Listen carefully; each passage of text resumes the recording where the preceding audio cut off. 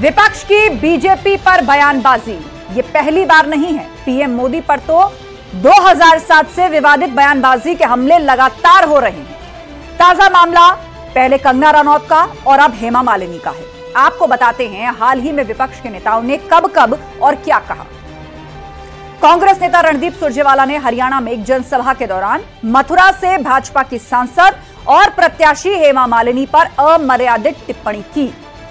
छत्तीसगढ़ में नेता प्रतिपक्ष और कांग्रेस नेता चरणदास महंत ने पीएम मोदी को लेकर विवादित बयान दिया। कांग्रेस प्रवक्ता सुप्रिया श्रीनेत ने हाल ही में सोशल मीडिया प्लेटफॉर्म पर कंगना रनौत पर भद्दा कमेंट किया था। तो वहीं शिवसेना उद्धव गुट के नेता संजय राउत ने मोदी की तुलना औरंगजेब से की थी और बाद में सफाई भी दी थी। वहीं आरजेडी नेता लालू प्रसाद यादव ने कहा था कि नरेंद्र मोदी हिंदू नहीं है, उनका कोई परिवार नहीं है, जिसके बाद काफी सियासी घमासान मचा था। सवाल यही 2024 का दंगल माननीय क्यों भूले शब्दों की मर्यादा, इसी पर शुरू करते हैं डिबेट। लेकिन पहले ये रिपोर्ट।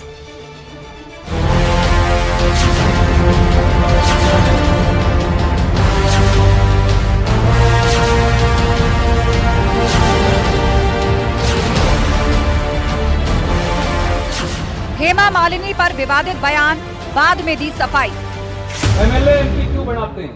ताकि वो हमारी आवाज उठा सके, हमारी बात मनवाए, इसीलिए बनाते होंगे। कोई हेमा मालिनी तो है नहीं के लिए बनाते हो। हम तो हेमा मालिनी जी का भी बड़ा सम्मान करते हैं। क्यों धर्मेंद्र जी के ब्याह रखिए बहू है हमारी। सुरजेवाला के बयान पर बीजेपी का करारा पलटवार। ये टारगेट क्यों करते हैं आप उनसे पूछिए ना। Because we are very popular, we are famous and so target उन्हीं पे किया जाता है जो नाम वाले हैं ना। जो नाम नहीं है किसी के उसको टारगेट करके फायदा क्या उसका। हमारे विपक्षी दल और मुख्य रूप से कांग्रेस पार्टी ऐसा प्रतीत होता है कि अपना मानसिक संतुलन खो बैठे। योगी का वार, आधी आबादी सिखाएगी सबक इस बार। कांग्रेसियों को और इंडी गठबंधन के लोगों को इस बात की जानकारी होनी चाहिए, ये राधे रानी की भूमि है, यमुना मैया की कृपा इस भूमि पर है। अगर आधी आबादी का अपमान करोगे तो आधी आबादी ही नहीं बल्कि पूरा भारतवर्ष उन्हें ऐसा सबक सिखाएगा कि आगे से वे राजनीति करने लायक नहीं बच पाएंगे। कांग्रेस की मोहब्बत की दुकान में क्यों जहरीली जबान? कांग्रेस के नेता महिलाओं को लेकर बुरी और अपमानजनक बर्ताव पार्टी की सोच को बता रहा है कि वो लगातार किस प्रकार की अपमानित टिप्पणियां कर रहे हैं। महिलाओं का अपमान करना कांग्रेस के डीएनए में है। 2024 का दंगल माननीय क्यों भूले शब्दों की मर्यादा। कांग्रेस पार्टी को इसके लिए माफी मांगनी चाहिए और लगातार इस प्रकार का नारी शक्ति का अपमान कांग्रेस पार्टी के नेता कर रहे हैं। इनको पूरे देश से माफी मांगनी चाहिए। आने वाले समय में देश की जनता कांग्रेस पार्टी को कभी माफ नहीं करेगी।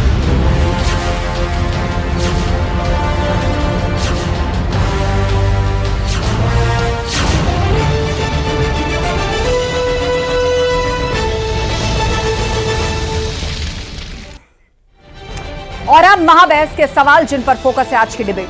सवाल नंबर 1, विवादित बयान, विपक्ष भूला शब्दों का मान। जैसे जैसे चुनाव नजदीक आ रहे हैं, खास तौर पर महिलाओं को लेकर अभद्र टिप्पणियां की जा रही हैं विपक्षी दलों की तरफ से। उसमें महिलाएं खुद शामिल हैं, हमने पूर्व में देखा। इस पर विस्तार से चर्चा करेंगे कि आखिर शब्दों की मान मर्यादा कहां गई। चुनाव आयोग साफ कह चुका है। हेमा मालिनी पर वार, सुरजेवाला का प्रहार।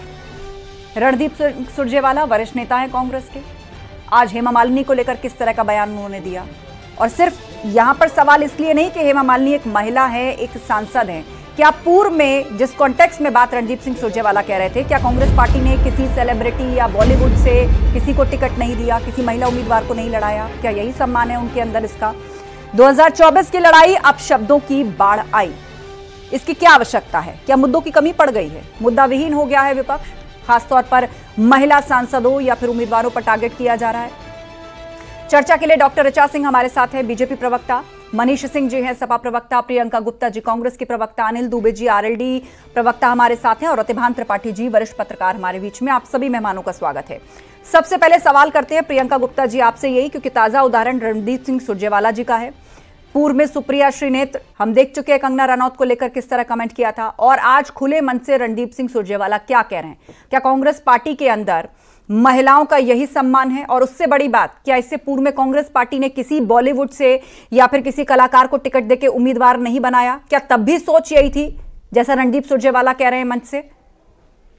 देखिए आस्था जी, मैं जिस पार्टी से बिलोंग करती हूँ, कांग्रेस पार्टी की बात कर रही हूँ, और मैं उन मूल्यों की बात कर रही हूँ जो आदरणीय श्री राहुल गांधी जी के मूल्य हैं। और उसके बिहाफ पे मैं कहती हूँ कि अगर आपकी गलती से भी किसी महिला, मैं कह रही हूँ किसी भी महिला, सांसद छोड़ दीजिए, किसी भी महिला के खिलाफ अगर इस तरह की कोई भी भाषा इस्तेमाल करते हैं तो मैं उसकी निंदा करती हूँ। और मैं वाकई में निंदा करती हूँ। ऐसा कुछ नहीं है कि मैं सिर्फ दिखावे के लिए कहना चाह रही हूँ कि किसी भी व्यक्ति को, किसी भी महिला के लिए जो शब्दों की गरिमा है वो बनाए रखना चाहिए। बिल्कुल। पर मैं आज पूछना चाहती हूँ कि भारतीय जनता पार्टी से कि क्या वो भी निंदा कर पाएंगे? क्या प्रधानमंत्री जी के उन शब्दों को कि 50 करोड़ की गर्लफ्रेंड, कांग्रेस की विधवा, एक सांसद को सूप न खा, ये किसने कहा था? क्या इनका खून तब नहीं खौला था जब हरियाणा की बेटियों के साथ अन्याय हो रहा था? तब किसी ने प्रेस कॉन्फ्रेंस नहीं की, तब किसी ने निंदा नहीं करी। और मैं पूछना चाहती हूँ, ये जो पोस्टर है मैं आपको दिखाऊंगी कि भारतीय जनता पार्टी के कुछ नेताओं का पोस्टर, अगर आप इसको स्क्रीन पे बड़ा करके दिखा सकती हैं तो जरूर दिखाइए। थोड़ा सा दूर ले जाइए, ये डीप फोकस हो रहा है प्रियंका जी, थोड़ा सा। हाँ, अब ठीक है, अब ठीक है जी। जी आप ठीक है। क्या इनके लिए कभी कोई शर्मिंदगी पैदा हुई कि भारतीय जनता पार्टी के अंदर क्या कभी निंदा की गई कि दबदबा है, दबदबा रहेगा? इसमें वो चर्चित चेहरे हैं जो भारतीय जनता पार्टी के नेता हैं। और सिर्फ यही नहीं, मैं पूछना चाहूंगी कि आईटी के जो कार्यकर्ता थे, जिन्होंने प्रधानमंत्री जी के संसदीय क्षेत्र में एक बेटी के साथ बलात्कार किया, उसकी वीडियो बनाई, क्या उसके लिए भी निंदा कर पाए ये लोग? ठीक है प्रियंका जी, निंदा तो फिलहाल आपने निजी रूप से की, जो कि सराहनीय है। एक डिबेट शो में आपने कहा कि डेरोगेटरी रिमार्क्स, महिला हो, किसी भी पार्टी से कोई क्यों ना ताल्लुक रखता हो, ये बिल्कुल गलत बात है।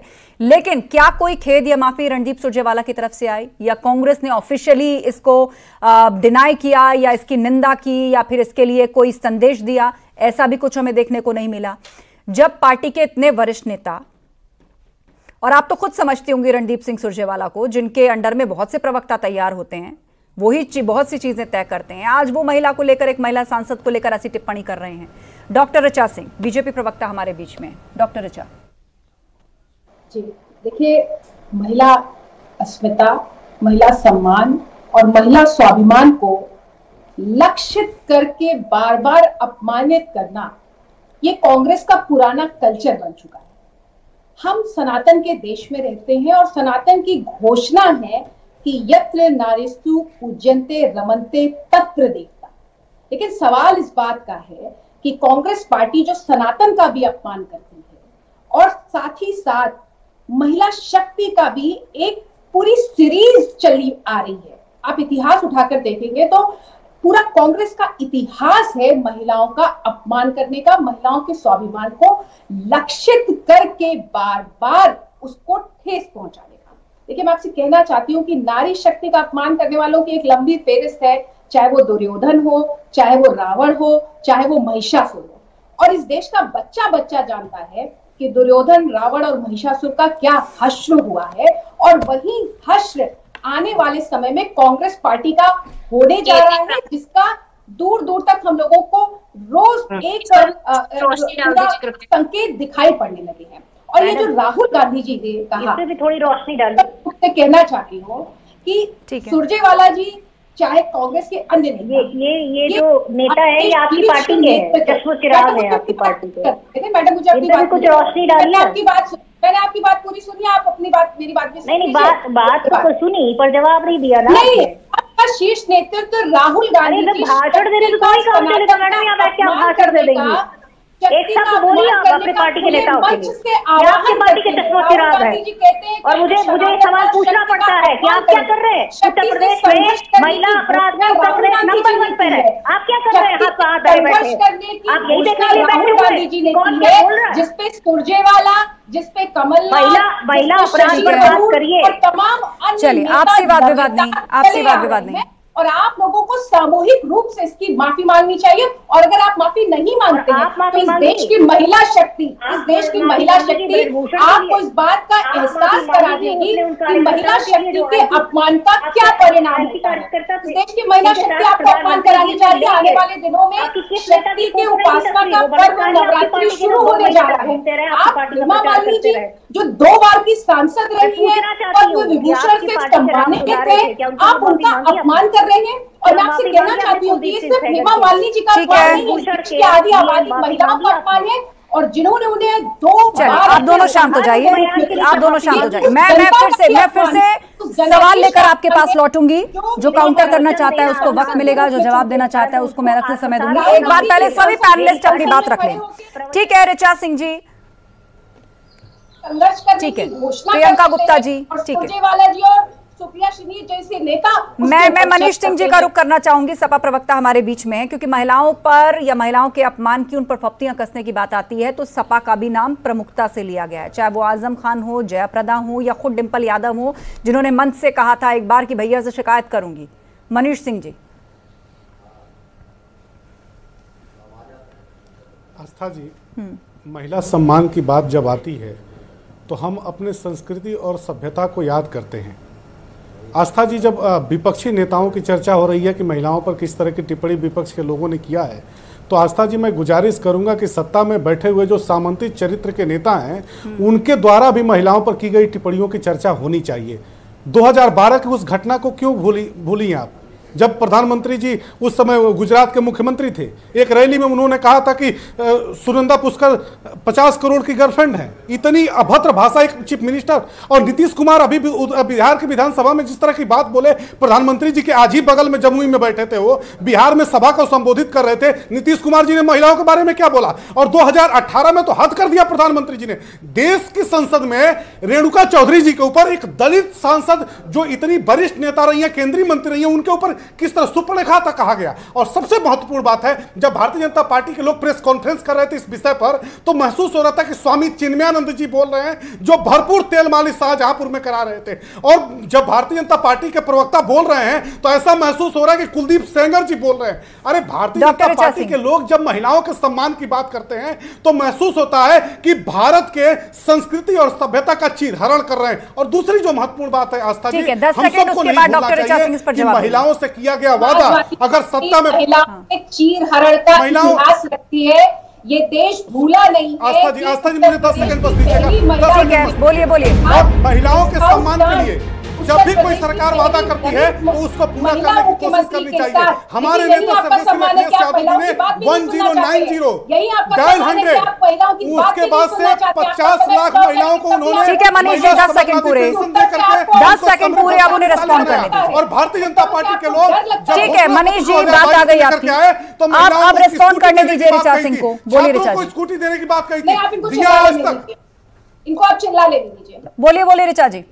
आस्था जी, मैं आपसे कहना चाहती हूँ कि समाजवादी पार्टी को तो पहले इस पूरे देश और प्रदेश से सामूहिक रूप से माफी मांगनी चाहिए। आप दलित महिला की बात कर रहे थे, उत्तर प्रदेश की पहली दलित महिला। किस बात के लिए माफी मांगना चाहिए ऋचा जी? जरा हमको बताइएगा किस बात के लिए माफी? जवाब सुनिए मनीष जी। क्यों मांगेंगे हम माफी? किस बात के लिए आपसे माफी मांगेंगे? इतिहास की सबसे शर्मनाक घटना है जो आपने दलित महिला मुख्यमंत्री के साथ जिस तरीके का व्यवहार किया।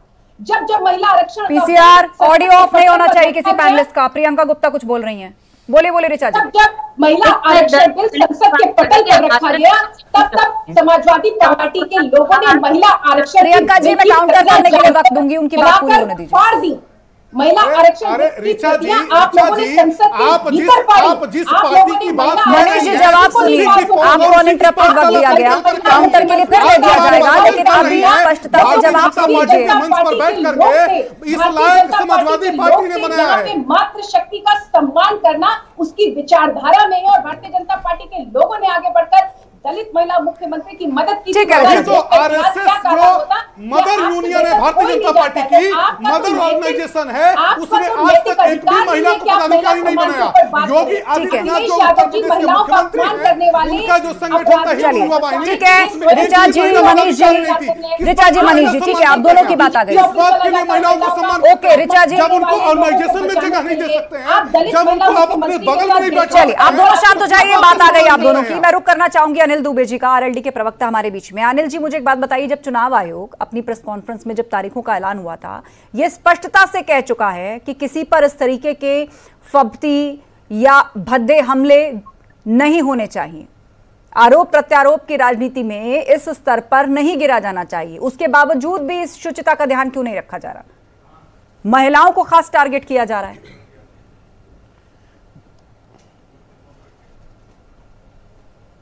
देखिए आस्था जी, ये जो भाषा होती है, भाषा की एक मर्यादा हुआ करती है और भाषा की मर्यादा उन्होंने नहीं रखी। उन्होंने जिस देश में नारी की पूजा की जाती है, उस देश में नारी का इस तरह से, नारी के बारे में जिन शब्दों को मैं आपके चैनल पर भी नहीं कह सकता, उन्होंने क्या कहा।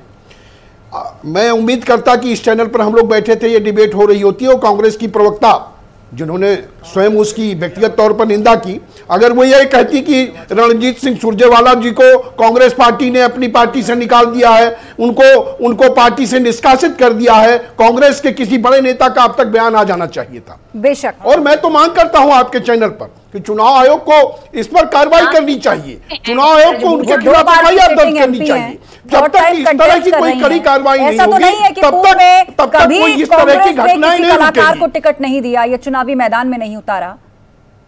कांग्रेस ने भी, प्रियंका गुप्ता जी, कांग्रेस ने भी तो फिल्म जगत से या सीरियल जगत से अपने उम्मीदवार बनाए हैं या कांग्रेस पार्टी में शामिल किया है। ऐसा तो नहीं है कि यहाँ फिल्मी कलाकारों को इसीलिए रखा जाता है कि भीड़ उनको देखती है। देखिए, मुझे लगता है कि किसी के कार्यों की निंदा हो सकती है। सांसद के रूप में उन्होंने क्या काम किया, किस तरह की उनकी वीडियो सामने आई, वो सारी चीजें उनके काम को इतने अपमानजनक शब्दों से आप लोग यहाँ बैठे जो भाई, आस्था जी, जरा ऋचा जी को समझाइए कि आप डिबेट्स में बैठी हैं, बीच में टीका टिप्पणी न करें। जरा ऋचा जी को समझाइए। मैं तो सबको टोक रही हूँ। भारतीय जनता पार्टी से नहीं, अपने भारतीय जनता पार्टी के गठबंधन में है, उनसे पूछा क्या क्या उन्होंने ब्रजभूषण को पार्टी से निकाला या कोई माफी मांगी? तो मैं समझती हूँ कि पहले अपने आप को गिरेबान में झांक के देखें और उसके बाद ही कोई नेता यहाँ पर बैठकर भाषणबाजी करे। मुझे लगता है कि अगर किसी की निंदा करनी है तो उसके कामों की निंदा की जा सकती है और मुझे लगता है कि कामों की निंदा होनी चाहिए। 10 साल में क्या दिया, चाहे वो मथुरा हो, चाहे वो उत्तर प्रदेश, चाहे ये देश, पहुंच गए। जिसको आप अगर 83% देश तो अपमान है। आप हेमा मालिनी जी का आप जिसे निंदा कह रही हैं, वो महिला समुदाय का अपमान है और इस अपमान पर कांग्रेस पार्टी को माफी मांगनी चाहिए सामूहिक रूप से। की मांग है चुनाव आयोग से कि रणदीप सुरजेवाला जी के ऊपर, कंगना रनौत जी के ऊपर, अभद्र टिप्पणी करने वालों के ऊपर सख्त से सख्त कार्रवाई की जाए। जाएंगे पर ये इधर उधर घूम जाएंगे पर जवाब नहीं दे पाएंगे। ये अपने पार्टी के जितने है जिनके ऊपर महिला व्यभिचार के आरोप है उन पर कभी नहीं बोलते नजर आएंगे। इनसे पहले ठीक है, बात पूरी हो गई प्रियंका जी। मैं रतिभान त्रिपाठी जी को लाना चाहूंगी, वो बीच में डिस्कनेक्ट हो गए थे हमारे साथ। ऋचा जी, मैं फिर लौटूंगी, फिर समय मिलेगा आप लोगों को। एक बार रतिभान जी अपनी बात नहीं रख पाए हैं, वो भी अपनी बात रख लें। वरिष्ठ पत्रकार है हमारे बीच में। रतिभान जी, मुझे बताइए कि एक महिला सांसद पर इस प्रकार की फप्ती, चाहे वो कंगना रनौत हो, पहले आपने देखा सुप्रिया श्रीनेत ने कैसी टिप्पणी की, और रणदीप सिंह सुरजेवाला, वो तो खुद प्रवक्ता बनाते हैं, उन्होंने इस तरह की टिप्पणी कर दी। 2 बार की सिटिंग एमपी हेमा मालिनी, क्या पूर्व में कांग्रेस पार्टी ने किसी कलाकार को टिकट नहीं दिया? कुछ वॉइस प्रॉब्लम है, मुझे आवाज आपकी ठीक से मिल नहीं पा रही, लेकिन मुझे ये कहना है कि कांग्रेस के नेताओं द्वारा भारतीय जनता पार्टी के सांसद प्रत्याशियों पर जो फिल्मी कलाकार हैं, चाहे कंगना रनौत हो या फिर आज हेमा मालिनी के लिए जो कहा गया, बहुत अभद्र है, अशोभनीय है। और एक बड़े नेताओं, ये सीनियर लीडर है हेमा मालिनी, 2 बार की सांसद हैं, इतना इस तरह से ओछी टिप्पणी करना कहाँ से शोभनीय होता है? क्या कांग्रेस के लोग जो प्रधानमंत्री मोदी पर दीदी ओ दीदी कहने पर अमर्यादित मानते थे, क्या उनको भूल गए कि किस तरह की भाषा बोल रहे हैं? उन्हें ये सोचना नहीं चाहिए कि जिन बातों पर उन्होंने खुद टिप्पणी की थी कि इस तरह अनर्गल टिप्पणी नहीं करनी चाहिए, वही अनर्गल टिप्पणी कर रहे हैं? क्या ये उनके लिए शोभनीय है? किसी जमाने में फिल्मी कलाकारों को नचनिया या कुछ कहा जाता रहा होगा, लेकिन आज के दौर में उस सोची समझी रणनीति के तहत वो अच्छे से राजनीति में आए, सोच विचार कर आए हैं। और हेमा मालिनी तो सीनियर सांसद हैं, उन पर भी टिप्पणी करना, ये तो घोर ये मानसिक दरिद्रता मैं कह सकता हूँ। ये जिन लोगों ने भी ये टिप्पणी की है, ये मानसिक दरिद्रता है और उन्हें विचार करना चाहिए और कांग्रेस की लीडरशिप को इस बात पर को ठीक से निर्देश देना चाहिए कि किसी भी सांसद प्रत्याशी के बारे में, चाहे फिल्मी कलाकार हो या ऐसे लोग हों, अमर्यादित टिप्पणी नहीं होनी चाहिए। राजनीति में मर्यादा और शब्दों का संयम बहुत आवश्यक विषय होता है। कोई दो राय ये शब्दों की मर्यादा का भी अगर पालन नहीं होगा तो कहां से जो है लोग जो है राजनीति में मर्यादा की बात करेंगे। ये उचित नहीं है और इस पे पूरे देश में इसकी भर्त्सना तो हो ही रही है। आज योगी आदित्यनाथ जी ने जिस तरह से बात कही है वो एकदम 100% सही बात कही है कि जो लोग आधी आबादी को खारिज कर रहे हैं कल उन्हें पूरा भारतवर्ष खारिज करेगा। ये मामूली बात नहीं है, ये इस पर विचार करना चाहिए और शब्दों की मर्यादा का ध्यान देना चाहिए, ये बहुत आवश्यक है। कि वो कब्र जैसे निकाल कर वो वाले बयान किसने दिए थे, उत्तर प्रदेश के नेता थे, उनका भी नाम ले लेते तो बेहतर लगता, लेकिन वो नहीं ले पाएंगे क्योंकि उन्हें लगता है कि भारतीय जनता पार्टी में सब दूध के धुले हैं। क्योंकि जिस तरह से भ्रष्टाचार वॉशिंग मशीन में डाल के धुल लिया जाता है भारतीय जनता पार्टी ने, वैसे यहाँ पर जो है जो व्याभिचारी हैं, जो बलात्कारी हैं, उनको भी माफ कर दिया जाता है। सिर्फ और सिर्फ आवाज उठाई जाती है तो सिर्फ भारतीय जनता पार्टी की जो नेता हैं उनके लिए आवाज उठाई जाती है। बाकी इस प्रदेश में ना अत्याचार हो रहे हैं, ना रेप हो रहे हैं, ना ही न्यूज़पेपर में इस तरह की कोई घटनाएं हैं, ना ही उत्तर प्रदेश महिला अपराध में नंबर 1 है। यहाँ लड़कियां तो रात में 12 बजे गहने पहन के घूमती हैं। तो मुझे लगता है रतिबाग जी को लगता होगा कि सब कुछ चंगा से, पर हकीकत यह है कि इस देश में महिलाओं की सब कुछ चंगा से, उसकी जिम्मेदारी भारतीय जनता पार्टी को लेनी और भारतीय जनता पार्टी को अपना चाल चरित्र चेहरा भी बताना पड़ेगा कि अगर उनके मेन नेता जवाब ऋचा जी आपका जवाब उठाते हैं तो उस पर भी शर्मिंदा होना होगा। मेरी आवाज आ रही है आपको ऋचा जी? बोलिए। कांग्रेस की प्रवक्ता जो भी कह रही थी, आज उत्तर प्रदेश के नहीं पूरे देश में महिला अपराधों के लिए जीरो टॉलरेंस की नीति अपनाई गई है। हाँ। आप महिलाओं के साथ अपराध करने वालों को जेल की सलाखों के पीछे भेजा। पढ़ लिया करिए। महिला अपराधों को तत्काल रूप से निपटाने की और उसमें अपराधों पार्टी की एक नेता बनाया, कंप्लेन नहीं लिखी जा रही थी, रो रो कर वीडियो बनाया उसने, धरने पर बैठी द्वारा महिलाओं को मुख्य धारा में शामिल करने के लिए लगातार अनेकों योजनाओं का अनेकों योजनाओं को लागू किया गया है और साथ ही साथ उनके गौरव को बढ़ाने के लिए, उनके सम्मान को बढ़ाने के लिए लगातार महिलाओं को सम्मानित किया जाने का कार्य प्रधानमंत्री नरेंद्र मोदी जी के द्वारा किया गया। नरेंद्र मोदी जी महिलाओं को मात्र शक्ति मानते हैं और शक्ति की उपासना करते हैं। और आस्था जी, मैं आपसे कहना चाहती हूँ कि हमारा देश माननीय नरेंद्र मोदी चूंकि मात्र शक्ति की उपासना करते हैं तो पूरी भारतीय जनता पार्टी का एक एक कार्यकर्ता मात्र शक्ति की उपासना, उसका सम्मान करता है और उसके लिए योजनाओं को भारतीय जनता पार्टी ने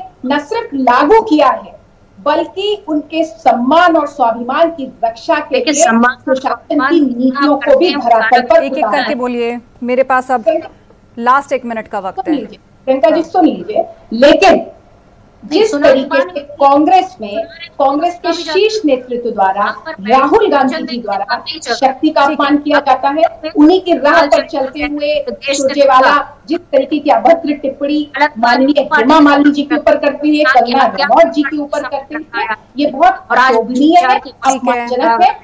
इसका आपको इस देश की महिला आबादी, समय खत्म हो रहा है, मुझे डिबेट यही क्लोज करनी है। चर्चा की, बयानबाजी हुई, लेकिन निष्कर्ष यही है कि पार्टी लाइन से ऊपर उठकर इस मामले में कम से कम एका होना चाहिए कि किसी महिला उम्मीदवार पर टीका टिप्पणी और इस तरह की खराब बात नहीं कही जानी चाहिए। सभी पैनलिस्ट का शुक्रिया। लेकिन विपक्ष के बीजेपी पर यह बयानबाजी पहली बार नहीं है। प्रधानमंत्री मोदी की बात करें तो 2007 से लगातार उन पर बयानबाजी और हमले हो रहे हैं। कंगना रनौत का हमने उदाहरण देखा और अब हेमा मालिनी के लिए इस तरह की टिप्पणी। तो कुल मिलाकर बड़ा सवाल यही है कि चुनाव सर पे है और जिस तरह राजनीतिक शुचिता को धता बताकर इस तरह के बयान दिए जा रहे हैं, क्या ये पार्टियों के लिए सही संदेश जनता तक पहुंचाएगा? महाबहस में इतना ही। खबरें जारी हैं, बने रहिए हमारे साथ।